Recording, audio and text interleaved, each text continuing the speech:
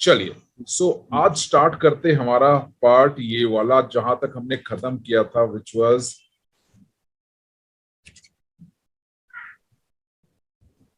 यहां तक किया था कांस्टेंट। कोई बता सकते ऑब्जेक्ट वेरिएबल किसे बोलते हैं? एनीबॉडी? ऑब्जेक्ट वेरिएबल हम लोग डिस्कस कर रहे थे कि बेसिकली कोई भी ऑब्जेक्ट को we can create a variable, let us suppose range हो गया, वर्कशीट हो गया, वर्कबुक हो गया, something like this. So we can create a variable and we can use that, जो हमने लास्ट सेशन में देखा था। नाउ अब आते हैं सब रूटीन एंड फंक्शन। अब आप बताओ, जो अभी तक हम क्रिएट कर रहे थे दैट वाज सब रूटीन या वो फंक्शन था? क्या समझ में आ रहा था अभी तक जो हमने किया था? सब रूटीन था या फंक्शन था? सब रूटीन क्यों था मैं आपको दिखाता हूं। बेसिकली क्या है कि एक्सेल में हम दो तरीके का काम कर सकते हैं। एक होता है कोई एक्शन लेने वाला काम, एक्शन या क्लिकेबल वाला। This is the first task that you can do. Else second task हम जो करते हैं वो होता है फंक्शन। अब एक्शन और क्लिकेबल कुछ भी हो सकता है, कुछ भी हम क्लिक कर रहे हैं, राइट क्लिक कर रहे हैं, जिससे कुछ काम होता है, कुछ एक्शन होता है। सपोज कुछ भी हो गया, any button, right click, option, any menu, anything clickable, ये होता है आपके दिस वन, जिसको बोलते हैं हम सब रूटीन।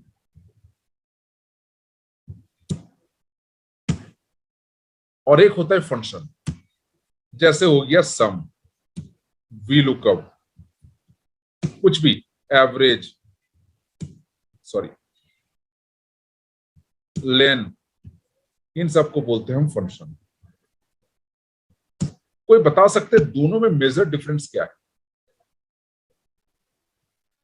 मेजर डिफरेंस क्या है कि ये एक्शन परफॉर्म कर सकता है, ये एक्शन परफॉर्म नहीं कर सकता है।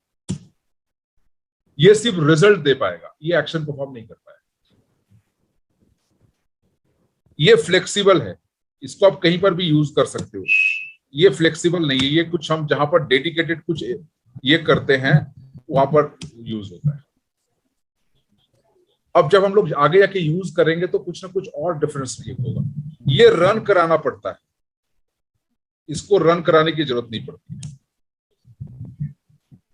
इसको हमें क्या लिखना पड़ता है? Equals to. ये आउटपुट देता है, ये होगा आउटपुट प्लस एक्शन। आउटपुट भी दे सकते हैं, कोई एक्शन भी कर सकते हैं, ठीक है ना। ये कुछ मेजरली है। सब रूटीन को हम स्टार्ट करते हैं सब से, और फंक्शन को स्टार्ट करते हैं फन से। किससे? फंक्शन से ही करेंगे सर। ये दोनों यूज होते हैं उसमें मैक्रो में? हाँ बिल्कुल, मैक्रोस में दो तरीका का यूज होता है। अब यहां पर हो गया फॉर्म्स, कोई फॉर्म्स बेस्ड भी हो गया, जैसे फॉर्म्स ये भी हो गया, इसको भी हम फॉर्म बोलेंगे। ये जो ओपन हो रहा है ना, ये भी एक फॉर्म है। जो कोई भी एक्शन परफॉर्म करता है उसको सब रूटीन बोल सकते हैं। अभी जाते हैं, दो तरीके का काम कर सकते हैं। एक तो कोई क्लिकेबल काम कर सकते हैं, कोई रन करने वाला, कोई एक्शन लेने वाला कुछ। अब एक्शन लेने वाला काम कौन सा है? जैसे राइट क्लिक करके डिलीट कर दिया, ये भी एक एक्शन ले रहा है, तो ये सब रूटीन हो जाता है। फंक्शन क्या हो गया? इक्वल्स टू 5 + 3, सिंपल से वहां पर आउटपुट दे दिया, so this is a function. अब आप बोलो सब रूटीन को हम सबसे स्टार्ट करते हैं, राइट? फंक्शन को किससे स्टार्ट करेंगे? फन, और फन हो जाएगा पूरा। फंक्शन को करेंगे हम फंक्शन से ही स्टार्ट, फंक्शन से, ठीक है ना। तो सब रूटीन के लिए सब लिखेंगे, फंक्शन के लिए फंक्शन ही लिखेंगे। और ये दोनों ही मैक्रो है, ऐसा नहीं कि ये मैक्रो तो सीरीज ऑफ इंस्ट्रक्शन होता है, तो मैक्रो ये भी है। यहां पर भी तो हम इंस्ट्रक्शन दे रहे हैं ना कि पहले वी लुकअप लगाओ, ये करो, वो करो, जो भी है, जो भी हम फंक्शन हम बनाएंगे खुद का, तो वो है। तो अभी तक हमने जो देखा था वो सब रूटीन के कुछ एग्जांपल्स देखा था, बेसिक एग्जांपल्स। एक एग्जांपल देखते हैं जो फंक्शन का है। लेट अस सपोज, तो एक फंक्शन बनाते हैं जो मल्टीप्लाई करेगा। एक डेमो सा बना रहा हूं, तो फंक्शन मल्टीप्लाई। अब आप बताओ, मल्टीप्लाई के लिए मैं यूजर से कुछ लूंगा तभी तो मल्टीप्लाई होगा ना, या बिना लिए हुए मल्टीप्लाई हो जाएगा? वी लुकअप में तो आपको कुछ देना पड़ता है, तभी तो आप लेना पड़ेगा, राइट। तो यहां पर मैं कर लेता हूं x, y,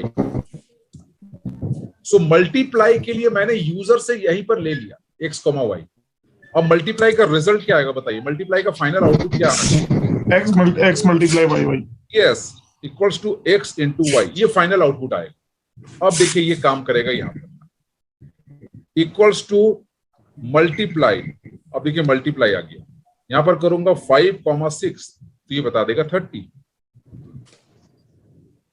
तो ये है फंक्शन, इसको बोलते हैं फंक्शन, इसको आप कहीं पर भी यूज कर सकते हो।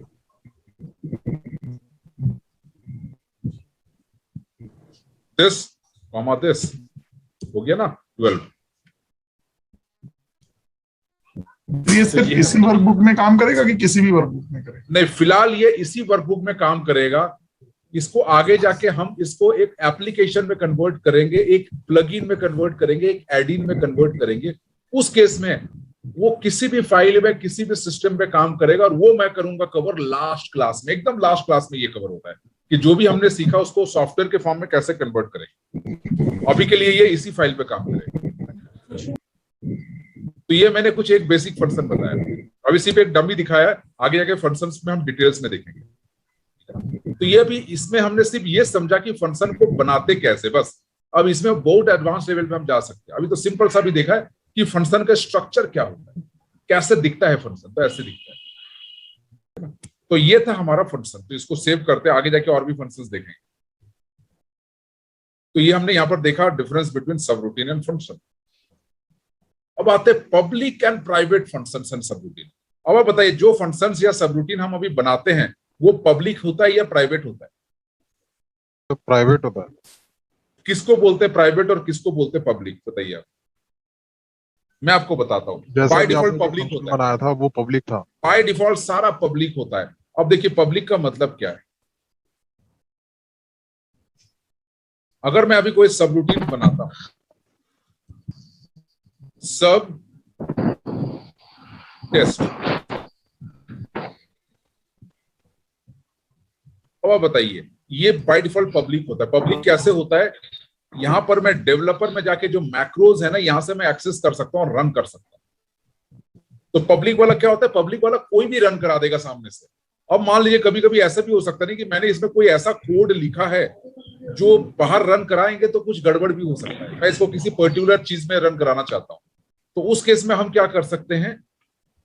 प्राइवेट कर सकते हैं। अब प्राइवेट वाले क्या दिखेगा? यहां पर दिखेगा ही। फिर रन कैसे होगा? रन ऐसे होगा कि कोई भी हम सबरूटीन को क्या कर सकते हैं?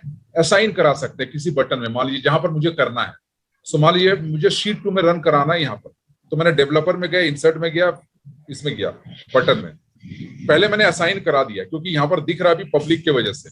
असाइन कराने के बाद देखिए ये रन हो रहा है, बिल्कुल हो रहा है। तो अब हम क्या कर सकते हैं? इसको प्राइवेट कर देंगे। प्राइवेट करने का मतलब क्या हो गया कि ये रन तो होगा, बट यहां से कोई किसी और सीट से रन नहीं करा सकता या किसी और जगह से रन नहीं करा सकता, ये पब्लिक के लिए अवेलेबल नहीं है। तो बाय डिफॉल्ट ये हर एक सबरूटीन पब्लिक होता है, हमें उसको प्राइवेट बनाना पड़ता है। इसी तरह से फंक्शन भी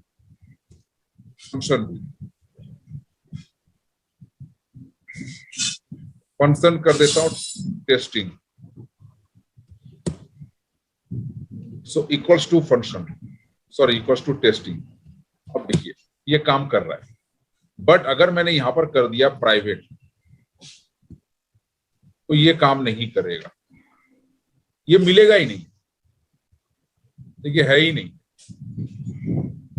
इसको हम VBA में यूज कर सकते हैं, लेट्स से कहीं पर भी अगर यूज करना है।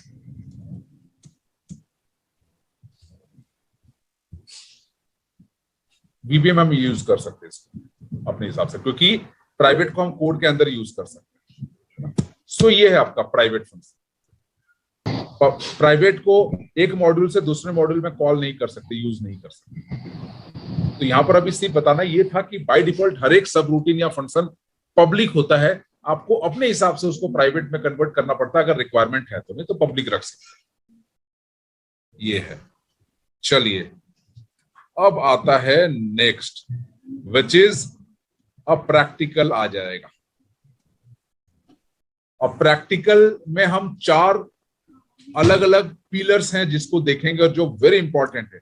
ये 4 पिलर्स अगर आपका क्लियर हो गया, मतलब VBA का 50-60% आपका कंसेप्ट क्लियर है, बाकी चीज तो आ जाएगा आगे, इजी समझ में आ जाएगा।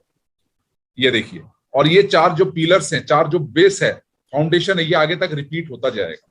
पहला है डेटा एंट्री, सेकंड हो गया कैलकुलेशन, थर्ड हो गया आपका डिसीजंस, और डिसीजंस के लिए हम यूज करेंगे if and case, and fourth हो गया लूपिंग, इसमें यूज करेंगे हम for, while and for each, ये 3 यूज करेंगे। तो दीज आर द 4 पिलर्स, जो अगर आपने कंसेप्ट क्लियर कर लिया तो बहुत इजी वे में आगे प्रोग्रामिंग कर सकते हैं। इसमें से सबसे ज्यादा जो इंपॉर्टेंट है वो ये दोनों है, डिसीजंस एंड लूपिंग। और सबसे ज्यादा जो लोग फंस जाते हैं, छोड़ देते हैं, VBA को क्विट कर देते हैं, वो इसके वजह से, लूपिंग। और बहुत इजी है ये करना, अगर आपको कंसेप्ट समझ में आ गया तो बहुत इजी, अगर कंसेप्ट समझ में नहीं आया तो बहुत टफ। सो अब सबसे पहले आते हैं हम डेटा एंट्री वाले पार्ट में, और डेटा एंट्री को समझते हैं कि एक बेसिक, अगर सेल में, ऐसे भी हमने देख लिया था हेलो को लिख के, कि किसी भी सेल में अगर हेलो लिखना है तो कैसे लिख सकते हैं, तो सेम वैसे ही है, बट कुछ चीज और हमें यहाँ पर ध्यान देना पड़ेगा जब हम डेटा एंट्री को करते हैं। सो मैं एक फाइल ओपन कर रहा हूं और देखते हैं। चलिए, सो ये फाइल एक ओपन हुआ है जिसमें मेरे पास 3 शीट्स है। मुझे इस एरिया में A लिखना है, सेकेंड शीट पे मुझे इस एरिया में B लिखना है, और थर्ड शीट में मुझे इस एरिया में C लिखना है। तो यहां पर हम समझेंगे कि किसी पर्टिकुलर शीट में अगर डेटा एंट्री करना है, या पर्टिकुलर शीट के पर्टिकुलर रेंज में मुझे कुछ लिखना है, तो कैसे लिख सकते हैं। तो चलिए एक बार समझते हैं। तो मैं सबसे पहले ये करता हूं, जस्ट होल्ड। तो मॉड्यूल कहां से इंसर्ट करते हैं, एनीबॉडी? यहां पर सीट में राइट क्लिक ना? जी सर। इस जगह में कहीं पर भी राइट क्लिक कर सकते हैं, या तो इंसर्ट में जाके, मान लीजिए फाइल आपका यहां पर, इंसर्ट में जाके मॉड्यूल कर सकते हैं। चलिए नाउ अब आते हैं यहां पर, मॉड्यूल 1 है। अब इस मॉड्यूल का नाम आप चेंज कर सकते हैं, लेट से मैं कर देता हूं डेटा एंट्री। ध्यान दीजिएगा यहां पर स्पेस नहीं होता है, अंडरस्कोर आप यूज कर सकते हो, और एक ही नाम के 2 मॉड्यूल नहीं बना सकते, अलग अलग नाम होना चाहिए। तो डेटा एंट्री कर दिया। बाय डिफॉल्ट मॉड्यूल 1 मॉड्यूल 2 होता है, बट उसको आप नाम दे सकते हो आइडेंटिफाई करने के लिए। नाउ अब मैं सबसे पहले करना चाह रहा हूं कि शीट 1 में, जो शीट 1 है यहां पर, इसमें मुझे A1 में कुछ लिखना है। सो देखिए कैसे चलेगा। सर्व डेटा एंट्री,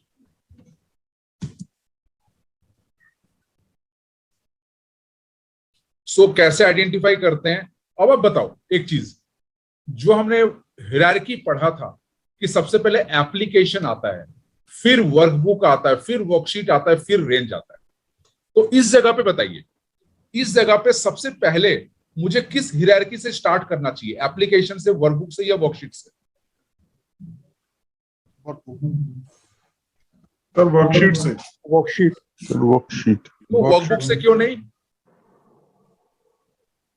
तो क्या हमें शीट 1 में रखना ना डेटा? नहीं, ध्यान दीजिएगा, ये इस वर्कशीट का मतलब ये नहीं कि मैं शीट में डाल रहा हूं इसलिए वर्कशीट। अब आप बताओ, इस फाइल में काम करने के लिए किसी और फाइल में जाने की जरूरत है क्या? नहीं सर। नहीं है। मतलब मेरा जो फर्स्ट लेवल स्टार्ट हो रहा है वो वर्कशीट से। अब आप बताओ, मेरे पास 2 फाइल है, मुझे किसी और फाइल में जाके डेटा एंट्री करना है, तो किस हायरार्की से स्टार्ट होगा?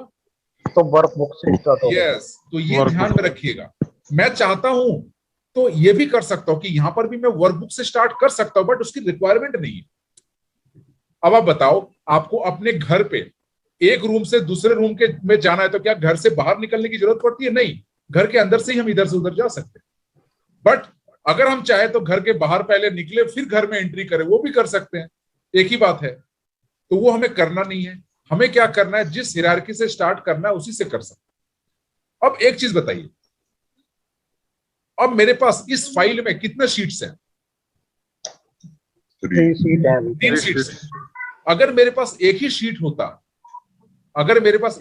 होता, तो किस हायरार्की से स्टार्ट करना पड़ता? नहीं, फिर रेंज से होता, फिर वर्कशीट का भी यूज नहीं। ओके आप अब एक चीज समझो ना, अगर आपके एक रूम से दूसरे रूम में जाने की जरूरत है तब तो आप जाओगे, बट एक ही रूम में इस कॉर्नर से उस कॉर्नर में जाने की जरूरत पड़ेगी, तो क्या रूम चेंज करने की जरूरत है क्या? नहीं है। अगर हम करते भी तो कोई फर्क नहीं पड़ेगा, जाके फिर आ जाएंगे, बट उसमें फिर साइज बढ़ जाएगा, टाइम बढ़ेगा, सब कुछ बढ़ेगा। तो हमें क्या करना है, हमें वो उस हायरार्की को समझना है कि हम जिस जगह से स्टार्ट कर रहे हैं क्या उसके ऊपर में कुछ है क्या? अगर है तो लिखिए, नहीं तो मत लिखिए, रिक्वायरमेंट नहीं है। तो यहां पर आप बताओ, यहां पर वर्कशीट से स्टार्ट करना चाहिए या रेंज से स्टार्ट करना चाहिए या वर्कबुक से स्टार्ट करना चाहिए इस वाले फाइल में?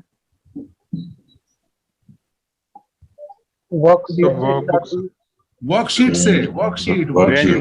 वर्कबुक में तो जाने की जरूरत नहीं, ये तो वर्कबुक है ही पहले से। अगर मेरे पास 2 फाइल होता और मुझे इधर से उधर जाना पड़ता तब तो मैं वर्कबुक में जाता ना, मुझे तो वर्कबुक में जाने की जरूरत नहीं, मुझे तो यहीं पर काम करना है। तो ये ध्यान रखिएगा जब आप डेटा एंट्री का कोई काम करेंगे, डेटा एंट्री का क्या कोई भी काम करोगे तो ये पहले हायरार्की को आपको क्लियर रखना पड़ेगा। नाउ अब देखिए, तो मैं वर्कशीट से स्टार्ट कर रहा हूं। वर्कशीट्स, कौन से वर्कशीट्स बताइए? फर्स्ट, सेकंड, थर्ड, कौन से वर्कशीट? फर्स्ट में ना, तो 1 लिख देंगे। तो वर्कशीट को पोजीशन से भी आप जाना जा सकता है, वर्कशीट को आप पोजीशन से भी, जिसमें वर्कशीट्स लिखेंगे और ब्रैकेट में 1 डॉट रेंज। कौन से रेंज बताइए? रेंज का नाम क्या है सर? A1, तो डबल कोट्स में होगा A1। सर अगर यहाँ शीट 1 का नाम होता कुछ? मैं करूंगा ना, अभी करूंगा, आप एकदम जीरो होके सुनिए, मैं अभी क्लियर करूंगा एक एक करके। Equals to A, this is clear? Yes sir. ये वाला पार्ट समझ में आ गया ना? इसमें बहुत सारे सिनेरियो, जैसे अभी विकास जी ने पूछा है कि अगर यहाँ पर शीट का नाम होता तो कैसे होता? बिल्कुल होता, और होता भी है, तो उसको एक बार करेंगे। पहले इसको समझते कि ये क्या है। तो यहां पर हमने 2 चीज समझा। क्या समझा? कि वर्कशीट को कैसे रेफर कर सकते हैं और किसी रेंज को कैसे रेफर कर सकते हैं। तो मैं नीचे नोट्स लिखता हूं, आप ध्यान दीजिएगा नोट्स कैसे लिखते हैं। कोड के बीच में भी नोट्स लिख सकते हैं, एक सिंगल कोट्स डाल के आप कुछ भी लिखोगे वो नोट्स की तरह ट्रीट होगा, वो रन नहीं होता है, वो आपको सिर्फ रेफर करने के लिए आप लिख सकते हैं। तो हम नोट्स को कैसे लिखेंगे? नीचे लिखते हैं, ऐसे लिख देते हैं, ये रन नहीं होता, ये आपके लिए होता है। सो अब मुझे क्या करना है? वर्कशीट को कैसे रेफर कर सकते हैं बताइए? वर्कशीट को कैसे रेफर करेंगे? पहला क्या करेंगे बताइए? अभी जो हमने किया है वर्कशीट का, इसके अंदर में क्या लिखेंगे? शीट नंबर, पोजीशन, बिल्कुल शीट नंबर या पोजीशन। अब देखते हैं एग्जांपल। वर्कशीट्स लेट्स से 1, ये क्लियर है? वर्कशीट्स को कैसे डिफाइन करते हैं? Yes sir. ठीक है ना? इसी तरह से हमने रेंज को भी देखा। रेंज को कैसे डिफाइन कर रहा हूं मैं? रेंज और उसके अंदर में एड्रेस, डबल कोट्स इसलिए मैंने यूज किया है, जैसे रेंज A1। अब आते हैं सेकंड तरीका। अब एक और तरीका देखते हैं।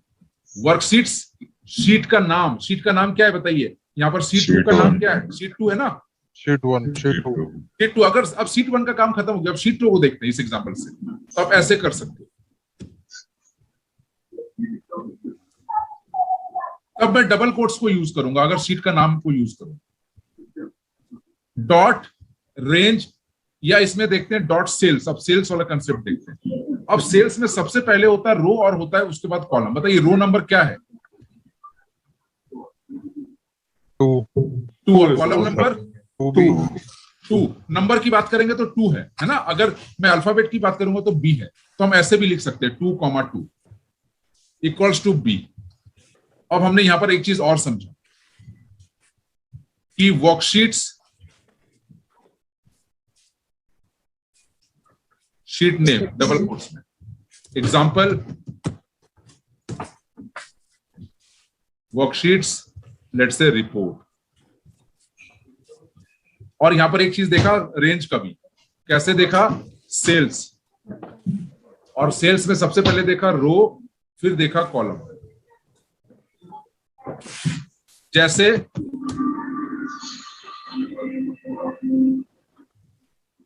सेल्स 5,2 5,2 क्या बताएगा, बताइए कौन से रेंज को बताएगा? रो 5 कॉलम 2। यस बिल्कुल।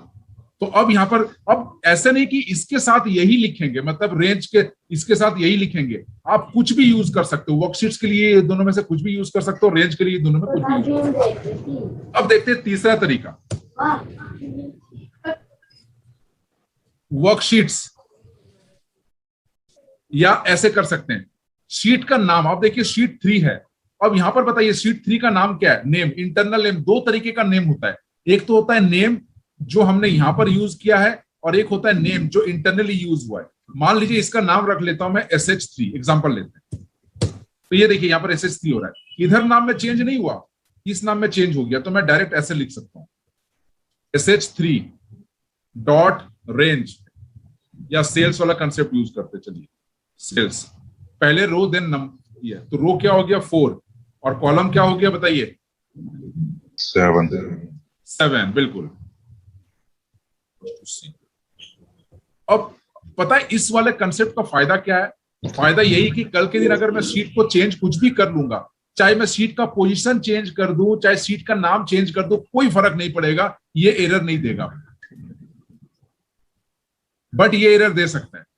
अब आप बताओ, अगर मैं शीट 2 के बजाय यहां पर नाम ही चेंज कर दूं तो काम खत्म ना, सारा काम। और अगर मैं शीट 1 को पोजीशन चेंज कर दूं तब भी काम खराब। बट इसको अगर मैं किधर भी करूं, नाम चेंज करूं, कोई फर्क नहीं पड़ता है, क्योंकि मैंने इंटरनल नेम को रेफर कर दिया जो कोड का नेम है। तो ये 3 तरीका है, आप कोई भी तरीका यूज कर सकते हो। तो शीट का तीसरा तरीका क्या है?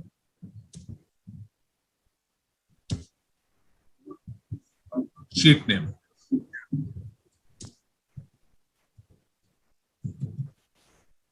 SH मान लीजिए 3, ऐसे कर देता हूं। अब रेंज को दिखाने का और एक तरीका है,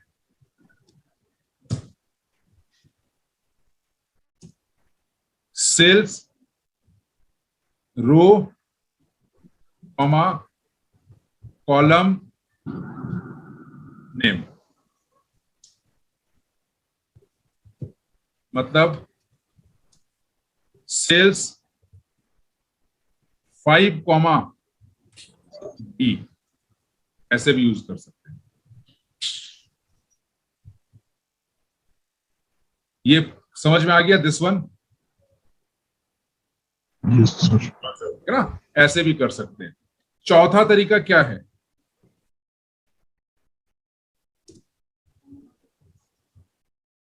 दिस वन,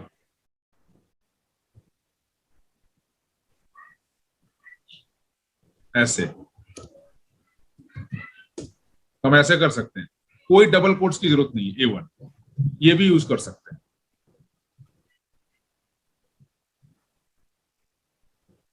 पांचवा तरीका,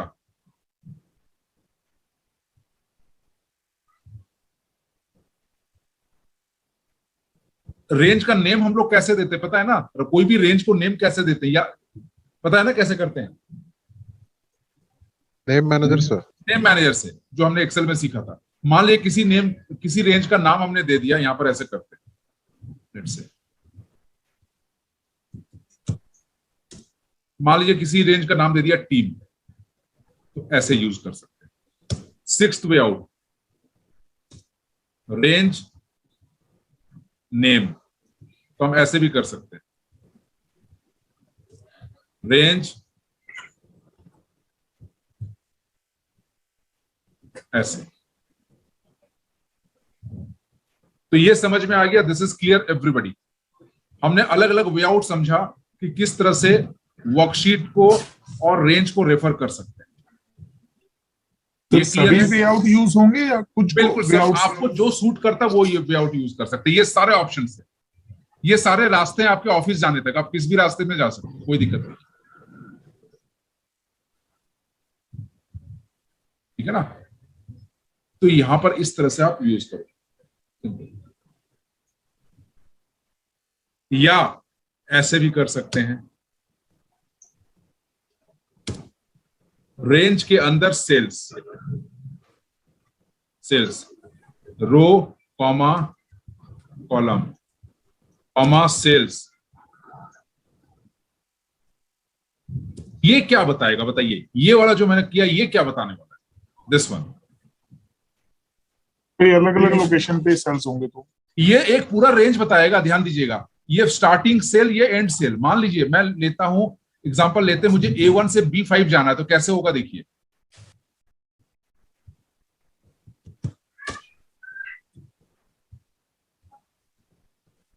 सेल्स A1 मतलब 1,1 से B5, 5 का मतलब हो गया 5 और 2, तो ये इसको रेफर करेगा पूरा, स्टार्टिंग सेल एंड सेल, तो ये पूरा रेंज कवर कर ले।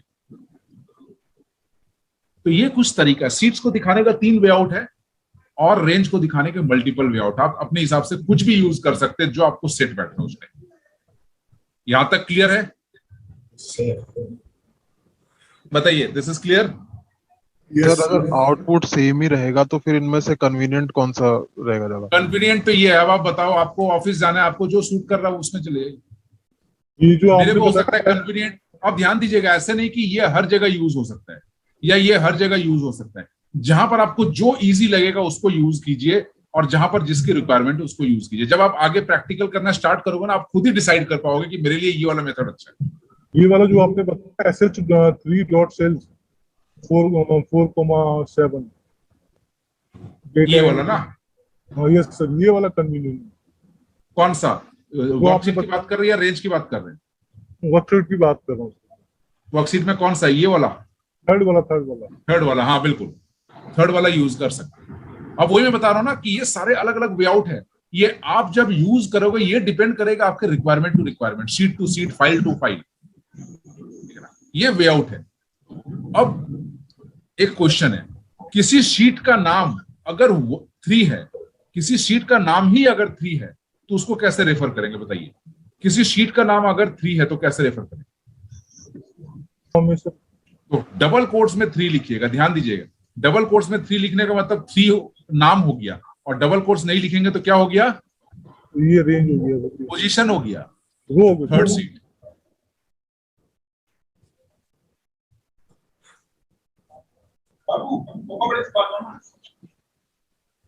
ठीक है ना?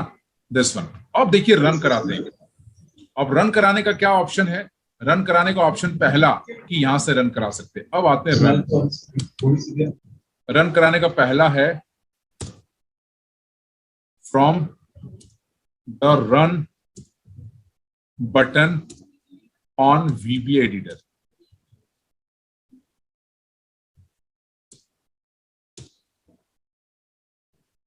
इससे कर दिया run.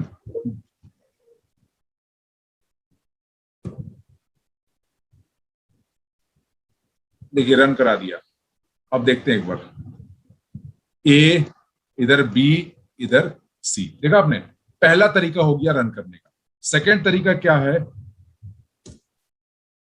F5 from VB editor. अगर मैं यहां पर रख के F5 प्रेस कर दूंगा तो रन हो जाए। थर्ड तरीका क्या है? Run line by line using F8।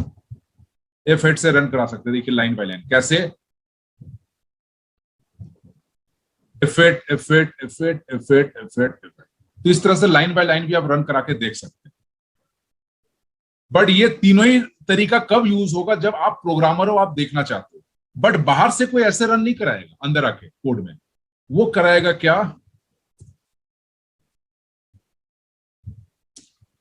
Button. Let us सी। सो मैं करता हूं यहां पर शीट 1 में, मान लीजिए डेवलपर इंसर्ट बटन, और कर दिया ओके। अब देखिए इसमें रन हो जाएगा। बट बटन का पता है प्रॉब्लम क्या है कि शीट 2 में अगर है तो फिर वहां पर जाना पड़ेगा बटन। कोई दिक्कत नहीं, अलग अलग हम वे आउट देख रहे हैं। पांचवा वे आउट क्या है? From macro dialog box.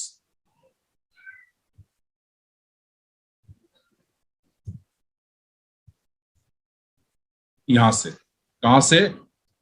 Macros में यहां से रन करा सकते हैं, ठीक है ना। इसके बाद पांचवा तरीका क्या है, सिक्स्थ वे आउट क्या है, देखते हैं एक बार। यूजिंग ए शॉर्टकट। अब देखिए हम शॉर्टकट क्रिएट कर सकते हैं।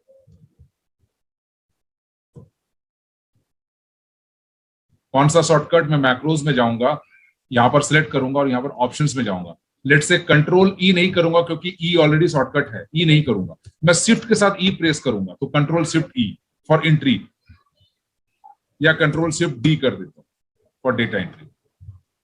अब देखिए इसको मैं हटाता हूं यहां से, अब मैं इस सीट में भी रहूंगा तो कोई दिक्कत नहीं, कंट्रोल शिफ्ट डी, देखिए सी में यहां चला गया, बी यहां पर, तो रन हो गया ऑटोमेटिकली। सो ये हो गया। दिस इज क्लियर, समझ में आ गया किस तरह से रन करा सकते हैं, डेटा एंट्री कैसे करा सकते हैं। इसके बाद नेक्स्ट क्लास में हम लोग देखेंगे कैलकुलेशन पार्ट। ये पार्ट आप बहुत अच्छे से समझना कि किसको कहां यूज कर सकते हो, अपने हिसाब से छोटे छोटे बना के देखना।